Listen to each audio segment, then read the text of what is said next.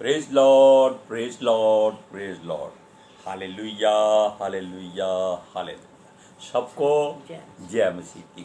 परमेश्वर, हमारा परमेश्वर सारी सृष्टि का, सारे जगत का, सब लोगों का, किसी भी जाति का हो, किसी मजहब का हो, सबका परमेश्वर। आज के सुसमाचार में परमेश्वर कहता है कि केवल उसकी ओर मुड़ो, उसकी सुनो, वरना वो अपनी आग की जल जलाहट भड़का देगा और आपको तितर बितर कर देगा। हालेलुया। आज के सुसमाचार के लिए परमेश्वर की बेटी प्रार्थना करेंगे। सबको जय मसीह की। परमेश्वर आप सबके साथ है और आप सबसे बहुत प्रेम करता है। Hallelujah, hallelujah. महान परमेश्वर, सर्वशक्तिमान ईश्वर, जमीन आसमान दे मालिक ते खालिक, ਤੁਹਾਡਾ ਧੰਨਵਾਦ, ਤੁਹਾਡਾ ਸ਼ੁਕਰ ਕਰਦੇ ਸੁਆਮੀ, ਅੱਜ ਦੇ ਸੁੰਦਰ ਦਿਨ ਲਈ, ਸੁੰਦਰ ਸਮੇਂ ਲਈ, ਸੁੰਦਰ ਸੁਬਾਹ ਲਈ ਪਿਤਾ ਜੀ, ਜੋ ਸਾਡੀਆਂ ਜ਼ਿੰਦਗੀਆਂ 'ਚ ਬਖਸ਼ੀ ਪ੍ਰਭੂ, ਖੁਸ਼ੀਆਂ ਤੇ ਆਨੰਦ ਦਾ ਦਿਨ ਬਖਸ਼ਿਆ, ਤੰਦਰੁਸਤੀ ਦਿੱਤੀ ਪਿਤਾ ਜੀ, ਔਰ ਆਪਣੇ ਕਦਮਾਂ 'ਚ ਬੈਠਣ ਲਈ ਆਪਣਾ ਫਜ਼ਲ ਬਖਸ਼ਿਆ ਪ੍ਰਭੂ। ਇਹ ਸਭ ਤੁਹਾਡੀ ਦਇਆ, ਤੁਹਾਡੀ ਕਿਰਪਾ ਮੇਰੇ ਪਿਤਾ ਪਰਮੇਸ਼ਵਰ। ਤੁਹਾਡੀ ਬੇਟੀ ਤੁਹਾਡਾ ਧੰਨਵਾਦ, ਤੁਹਾਡਾ ਸ਼ੁਕਰ ਕਰਦੀ ਹੈ। ਜਿੰਦਾ ਤੁਹਾਡਾ ਧੰਨਵਾਦ ਕਰਦੀ ਹਾਂ ਸੁਆਮੀ, ਕਿਉਂਕਿ ਮਿੱਟੀ ਤੁਹਾਡਾ ਧੰਨਵਾਦ ਨਹੀਂ ਕਰ ਸਕਦੀ। ਤੁਸੀਂ ਮੁਬਾਰਕ, ਅਸੀਂ ਤੁਹਾਡੇ ਮੁਬਾਰਕ ਬੱਚੇ ਹਾਂ ਮੇਰੇ ਖੁਦਾ। ਤੁਹਾਡਾ ਧੰਨਵਾਦ, ਤੁਹਾਡਾ ਸ਼ੁਕਰ ਕਰਦੇ ਸੁਆਮੀ। ਔਰ ਜੋ ਸੇਵਾ ਬਖਸ਼ੀ ਪ੍ਰਭੂ, ਹਰ ਰੋਜ਼ ਵਚਨ ਦਿੰਦੇ ਹਾਂ, ਪ੍ਰਚਾਰ ਕਰਨਾ, ਉਸ ਲਈ ਵੀ ਤੁਹਾਡਾ ਧੰਨਵਾਦ, ਤੁਹਾਡਾ ਸ਼ੁਕਰ ਕਰਦੇ ਹਾਂ ਪ੍ਰਭੂ ਜੀ। ਬੇਨਤੀ ਕਰਦੀ ਪਿਤਾ ਜੀ, ਹੁਣ ਤੁਸੀਂ ਆਪਣੇ ਵਚਨ ਦੇ ਅਨੁਸਾਰ ਸਾਡੇ ਵਿਚਕਾਰ ਆਓ ਔਰ ਵਚਨ ਪੜ੍ਹਨ 'ਚ, ਪ੍ਰਚਾਰ ਕਰਨ 'ਚ ਸਾਡਾ ਮੂੰਹ ਬਣ ਕੇ ਬੋਲੋ ਪਿਤਾ ਜੀ, ਤਾਂ ਕਿ ਤੁਹਾਡਾ ਦਿੱਤਾ ਵਚਨ ਤੁਹਾਡੀ ਇੱਛਾ ਦੇ ਮੁਤਾਬਿਕ ਮੇਰੇ ਪਿਤਾ ਪਰਮੇਸ਼ਵਰ ਦੁਨੀਆ ਦੀ ਸ਼ੋਰ ਤੱਕ ਪਹੁੰਚੇ। ਤੁਹਾਡਾ ਧੰਨਵਾਦ, ਤੁਹਾਡਾ ਸ਼ੁਕਰ ਕਰਦੇ ਹਾਂ ਪ੍ਰਾਰਥਨਾ ਸੁਣਨ ਲਈ। ਪ੍ਰਾਰਥਨਾ ਪ੍ਰਭੂ ਯੀਸ਼ੂ ਦੇ ਸਮਰਥੀ ਤੇ ਪਵਿੱਤਰ ਨਾਮ ਵਿੱਚ ਮੰਗ ਲਈ। आमीन, आमीन, आमीन। Hallelujah, praise Lord. खास बात यह है कि परमेश्वर का क्रोध भड़कने वाला है। ये तब भी हुआ था, आज भी होगा। क्यों होगा? क्योंकि लोग अपने लिए बड़े बड़े थंब, बड़े बड़े बुर्ज इसलिए बनाते हैं कि आने वाली पीढ़ियों में उनका नाम हो, जबकि परमेश्वर कहता है केवल वही पहला है, वही आखिरी है, वही अल्फा है, वही ओमेगा है, वही आदि है, वही अंत है। उसके अलावा किसी का नाम धरती पर नहीं होना चाहिए। हालेलुया। अब देखिए, जब उसकी आग भड़क जाती है तो वो नाश विनाश सब कुछ उसकी जो मर्जी है करता है। लेकिन ये हो भी चुका है। आप जानते हैं, लूत के समय सदोम और ओमेरा के दो नगर विनाश खत्म हो। दूसरी बार नूह के समय जल प्रलय के द्वारा सारी पृथ्वी पर नाश। लेकिन वो एक बीज उसमें से निकाल के रख लेता है। चीज वही चलती है, मनुष्यता वही रहती है, क्योंकि वो हर बात को दोबारा बनाना नहीं चाहता। उसकी हर बात हाँ की हाँ, ना की ना होती है, और वो एक ही बार होती है। हालेलुया।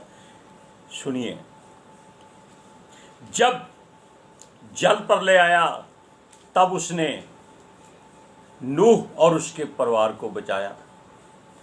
सदोम और अमोरा के नगरों में से उसने लूत और उसकी बेटियों को निकाला, उसकी पत्नी को निकाला।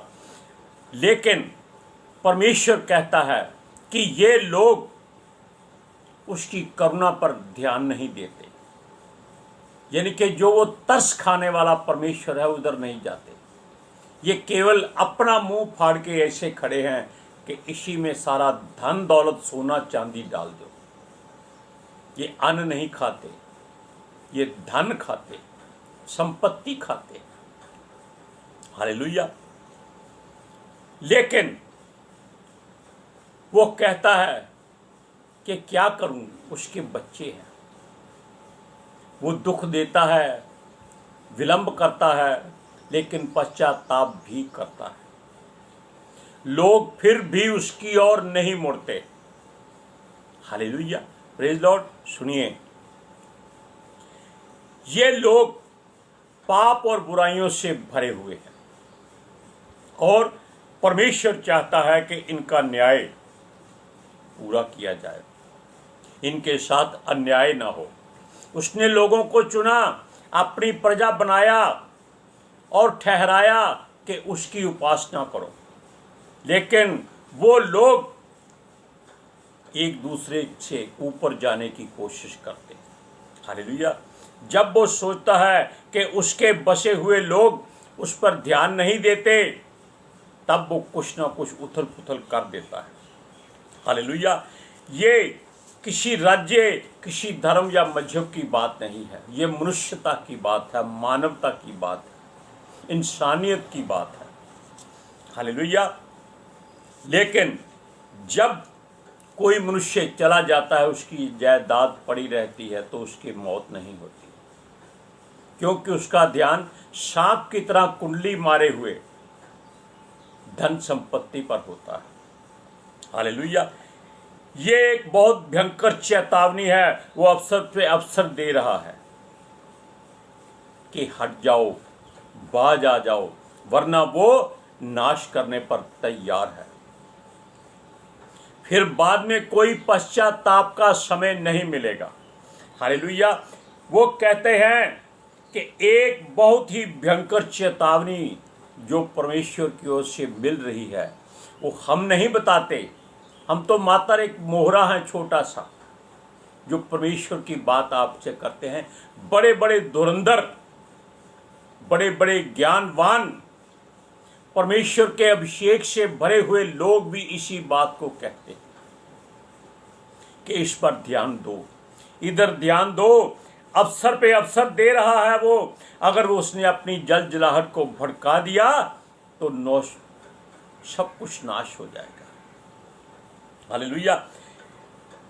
और अपनी महिमा को छोड़ वो किसी और महिमा से प्रसन्न नहीं होता, वो कहता है केवल उसी की महिमा करो।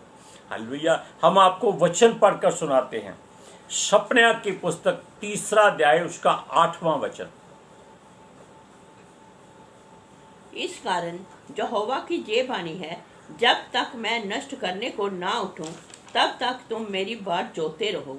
मैंने ये ठान लिया है कि जाति जाति के और राज्य राज्य के लोगों को मैं इकट्ठा करूं, कि उन पर अपने क्रोध की आग पूरी रीति से भड़काऊं, क्योंकि सारी पृथ्वी मेरी जलन की आग से भस्म हो जाएगी।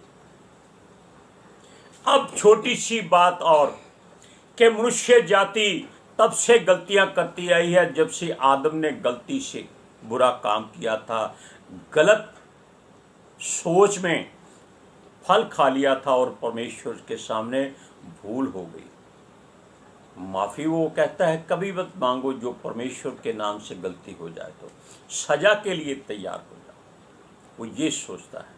हालेलुया। क्योंकि पहले मनुष्य परमेश्वर की मर्जी से जीता रहा, आदम जो था, लेकिन जब उसमें बदलाव आ गया, उसकी आंखें खुल गई, तब उसने अपने आप को देखा और ढकने की कोशिश की। आजकल तो लोग नंगे हो रहे हैं, उल्टा समय आ रहा है। Hallelujah, praise Lord. अब देखिए, जब नूह के समय जल प्रलय से सारी पृथ्वी सुनसान हो गई थी, तब नूह के जो घराने के द्वारा धरती बनी है, ये सब तब से उसकी ओर से चलते आ रहे हैं। लेकिन ये है किसकी संतान? आदम की संतान की है, क्योंकि उसने, हमने पहले बताया कि कुछ बीज वो छोड़ देता है, रख लेता है, ताकि वही फसल दोबारा हो और इनको अकल आ जाए, पर नहीं होती। हालेलुया। तब ये लोग, जब घराना बन गया, सारी धरती सुनसान थी, लेकिन नगर बने हुए थे। ये लोगों ने क्या किया? वही पुरानी बात जो आज भी हो रही है। इकट्ठे हो गए एक मैदान में, उस देश का नाम, नगर का नाम शिनार था। उन्होंने कहा चलो हम मिलकर एक बुर्ज बनाते हैं, ईंटों से मजबूत, गारे से, ताकि वो आसमान से बातें करे। तब सबकी एक ही भाषा थी, क्योंकि एक ही परिवार था। परमेश्वर को यह बात बहुत बुरी लगी कि ये लोग अपने आप को ऊंचा करते हैं, अपने नाम की विरासत बनाने की कोशिश करते हैं। ये गलत बात है। तब उसने उतरकर देखा, इनकी बातें सुनी। वो तो कान धरकर आपकी और हमारी बात भी सुनता है। तब उसने कहा कि इनके अंदर एक गड़बड़ी डालनी पड़ेगी, इनको सारी धरती पर बिखराना पड़ेगा, अलग अलग भाषा देनी पड़ेगी। और उसने ऐसा ही किया था। इसलिए जब आपके परिवार के लोग आपसे बिछड़ जाते हैं तो वो दूसरी भाषा में बातें क्यों करते हैं? क्योंकि उनका स्थान अलग हो जाता है, उनका पहरावा अलग हो जाता है, व्यवहार अलग हो जाता है, और हर कोई अपनी सोचता है, दूसरे के बारे में कोई नहीं सोचता। हालेलुया। क्योंकि परमेश्वर को उनकी बात अच्छी नहीं लगी थी, इसलिए उसने उनकी भाषा और स्थान दोनों को बिखरा दिया। तब से सारी धरती पर ये लोग बिखरे हुए हैं। हर नगर में एक एक परिवार चला गया, सबकी भाषा अलग अलग हो गई। हालेलुया। इस बात को आप पढ़ सकते हैं उत्पत्ति की पुस्तक 11 अध्याय उसकी 4 से 7 आयत तक।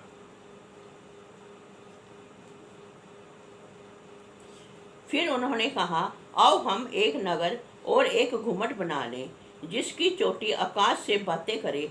इस प्रकार से हम अपना नाम करें। ऐसा न हो कि हमको सारी पृथ्वी पर फैलना पड़े। जब लोग नगर और घुमट बनाने लगे, तब उन्हें देखने के लिए यहोवा उतर आया। और यहोवा ने कहा, मैं क्या देखता हूँ कि सब एक ही दल के हैं, और भाषा भी उन सब की एक ही है। और उन्होंने ऐसा ही काम भी आरंभ किया, और अब जो कुछ ब्याह करने का जतन करेंगे, उनमें मैं कुछ भी उनके लिए अनहोना ना होगा। इसलिए आओ हम उतर के उनको उनकी भाषा में गड़बड़ी डालें कि वह एक दूसरे की बोली को ना समझ सके। लेकिन परमेश्वर फिर दोबारा इनको इकट्ठा करता है कि शायद सुधर जाएं। वो कहता है कि मैं इनको फिर से इकट्ठा करूंगा, एक जगह पे रखूंगा, ताकि ये लोग उसकी हजूरी को पहचाने। सदोम और मोरा को इसलिए नाश किया था कि ताकि बाकी लोगों को अकल आ जाए कि वो ऐसी जलजलाहट भड़काता है कि धरती दोबारा उपजाऊ नहीं होती, उसमें पौधा नहीं उगता। हालेलुया। और नूह के द्वारा इसलिए सब लोगों को नाश किया था, क्योंकि सब पाप में भर चुके थे, घमंड में भर चुके थे। लेकिन फिर भी ये लोगों ने गुम्मट बनाने की बात की, लिए क्योंकि वो ही खून चल रहा था। हम रूढ़िवादियों की बात करते हैं, वो लोग नहीं हटते अपनी बात से। वो जब उनके घर में कोई मर जाता है तो उसकी तस्वीर फूलों से सजा कर लगा देते हैं, जीते जी उसको गालियां देते। क्यों? लोगों के सामने वो दिखावा करते हैं कि ये बहुत अच्छा स्वर्ग में गया है, वो नरक की आग में जल रहा होता है, और इनको बद्दुआ पे बद्दुआ, गालियों पे गालियां देता है। और यही इन लोगों के जीवन में आगे आ जाती हैं जब इनकी संतान इनको वैसा ही व्यवहार करती है। Hallelujah, praise Lord. यीशु मसीह कहता है कि सुधर जाओ, परमेश्वर भी कहता है सुधर जाओ, और पवित्र आत्मा जी के अभिषेक से भर जाओ। हालेलुया। वो कहता है किसी के साथ बुराई मत करो। अब देखिए, परमेश्वर ने इनको अलग कर दिया, अलग अलग भाषा इनको सिखा दी ताकि ये पुरानी बातों को भूल जाएं। लेकिन रूढ़िवादिता कभी खत्म नहीं होती, चाहे किसी भी देश में चले जाओ, किसी भी को धरती के कोने में चले जाओ, ये वहां जाकर अपनी असलियत दिखा के ही हटते हैं।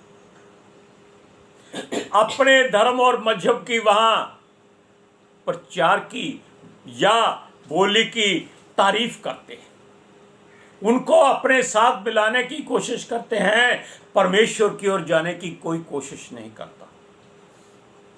अब देखिए, वो चाहता है कि ये सब लोग फिर से एक बार इकट्ठे किए जाएं, ताकि इनको इकट्ठा देखा जाए कि इनमें से पापी और बुराई करने वाले कितने हैं, ताकि परमेश्वर इनको नाश करे।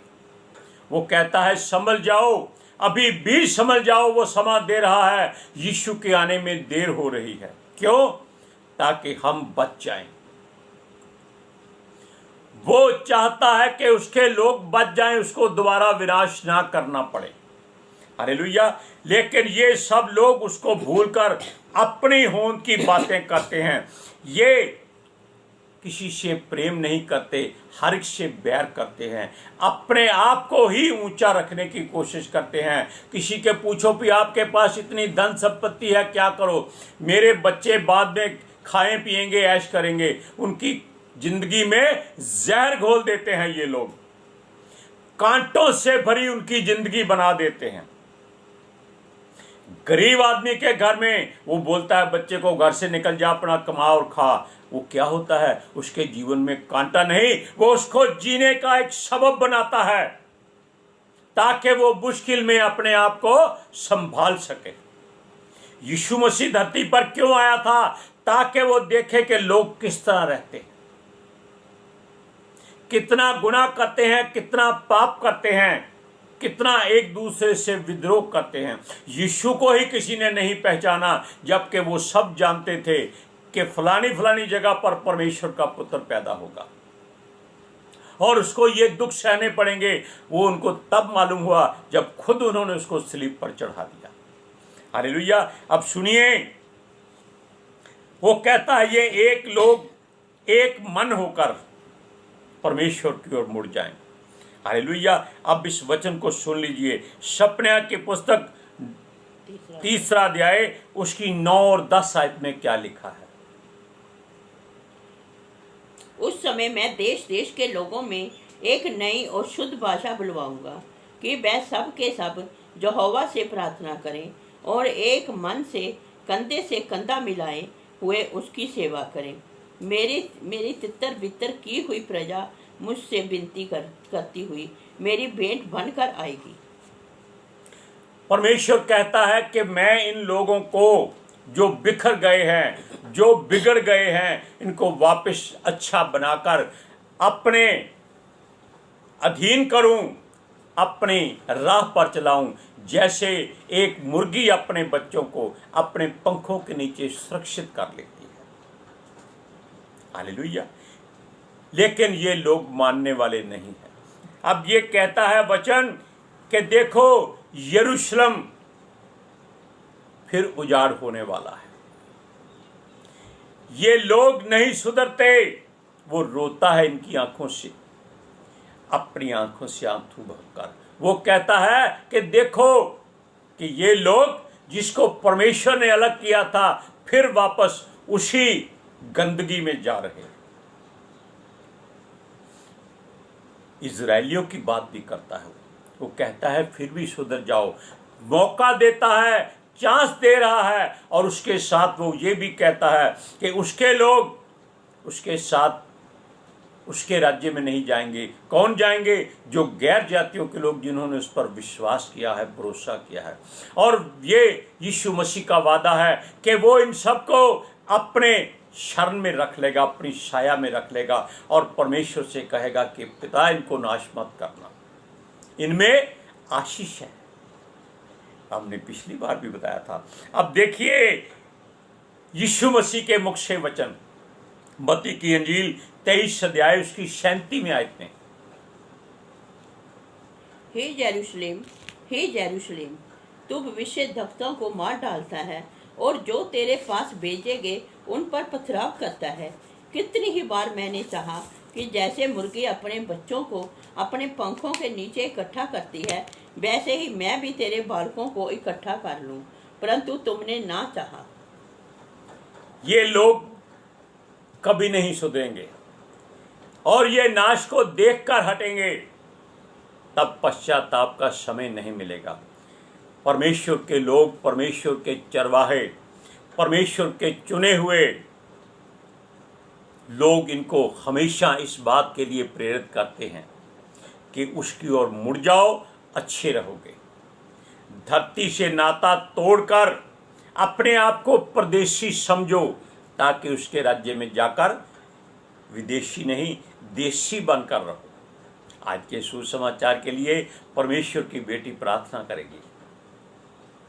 Hallelujah. Thank you Jesus, thank you Lord, thank you पिता आत्मा जी। ਤੁਹਾਡਾ ਧੰਨਵਾਦ, ਤੁਹਾਡਾ ਸ਼ੁਕਰ ਕਰਦੇ ਸਵਾਮੀ। ਸਾਡੇ ਵਿਚਕਾਰ ਆਉਣ ਲਈ, ਬਚਨ ਪੜ੍ਹਨੇ 'ਚ, ਪ੍ਰਚਾਰ ਕਰਨੇ 'ਚ, ਸਾਡਾ ਮੂੰਹ ਬਣ ਕੇ ਬੋਲਣ ਲਈ ਪਿਤਾ ਜੀ, ਤੁਹਾਡੀ ਬੇਟੀ ਹਿਰਦੇ ਤੋਂ ਤੁਹਾਡਾ ਧੰਨਵਾਦ, ਤੁਹਾਡਾ ਸ਼ੁਕਰ ਕਰਦੀ ਸਵਾਮੀ। ਸੱਚਮੁੱਚ ਖੁਦਾ ਤੁਹਾਡਾ ਦਿੱਤਾ ਵਚਨ ਤੁਹਾਡੀ ਇੱਛਾ ਦੇ ਮੁਤਾबिक ਮੇਰੇ ਪਿਤਾ ਪਰਮੇਸ਼ਵਰ ਦੁਨੀਆ ਦੀ ਸ਼ੋਰ ਤੱਕ ਪਹੁੰਚੇ। ਲੋਕ ਸੁਣਨ ਔਰ ਸੱਚਾਈ ਨੂੰ ਜਾਣਨ ਔਰ ਸੱਚਾਈ ਉਹਨਾਂ ਨੂੰ ਆਜ਼ਾਦ ਕਰੇ ਪਿਤਾ ਜੀ। ਮੈਂ ਤੁਹਾਡਾ ਧੰਨਵਾਦ, ਤੁਹਾਡਾ ਸ਼ੁਕਰ ਕਰਦੀ ਸਵਾਮੀ। ਔਰ ਤੁਹਾਡੇ ਬੱਚੇ, ਤੁਹਾਡੀ ਸਾਰੀ ਪ੍ਰਜਾ ਹਮੇਸ਼ਾ ਤੁਹਾਡੀ शांति और ਤੁਹਾਡੇ अनुग्रह ਵਿੱਚ बने रहें। आमीन आमीन। आपका जीवन परमेश्वर की मर्जी से चले, हम यही दुआ करते हैं। सबको जय मसीह की।